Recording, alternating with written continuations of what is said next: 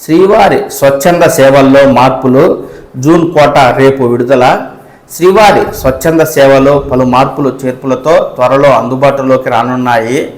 AP CM Chandrababu సూచనల మేరకు తిరుమల తిరుపతి దేవస్థానం అధికారులు పలు సంస్థలను సందర్శించి అధ్యయనం చేశారు. మార్పులకు అనుగుణంగా జూన్ మాసం ఆన్లైన్ కోటాను తిరుమల తిరుపతి దేవస్థానం ఈ నెల 30న విడుదల చేయనుంది. తిరుమల తిరుపతికి సంబంధించిన జనరల్ శ్రీవారి సేవ ఉదయం 11 గంటలకు, మహిళలకు నవనీత సేవ మధ్యాహ్నం 12 గంటలకు, పురుషులకు పరకామణి సేవ మధ్యాహ్నం 1 గంటకు, కొత్తగా ప్రారంభించిన గ్రూప్ లీడ్ సేవ మధ్యాహ్నం 2 గంటలకు విడుదల చేయనున్నారు.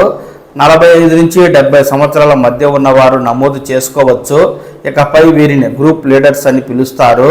వీరు 15 రోజులు, నెల లేదా 3 నెలల వ్యవధితో సేవ చేయడానికి ఆన్లైన్లో ఎంపిక చేసుకోవచ్చు. వీరు శ్రీవారి సేవకుల పనిని పర్యవేక్షించడం, శ్రీవారి హాజరు తీసుకోవడం, వ్యక్తిగత పనితీరును మూల్యాంకనం చేయడం వంటి బాధ్యతలు నిర్వర్తించాల్సి ఉంటుంది. పరకామణి సేవలో కనీసం 10వ తరగతి విద్యార్హత కలిగిన పురుషులకు మాత్రమే అవకాశం కల్పించాలని టీటీడీ నిర్ణయించింది.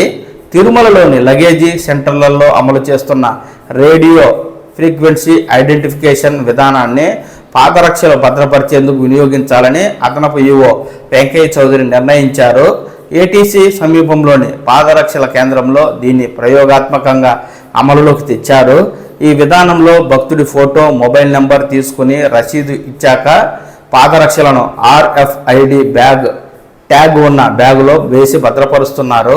దర్శనం అయ్యాక భక్తులు వచ్చి రసీదు చూపిస్తే స్కాన్ చేసి సులువుగా గుర్తించి అందజేస్తూ ఉండగా మనకు శ్రీవారి స్వచ్ఛంద సేవల్లో పలు మార్పులు చేర్పులు చేస్తూ జూన్ కోటను ఏప్రిల్ 30వ తేదీన టీటీడీ అయితే విడుదల చేయనుంది.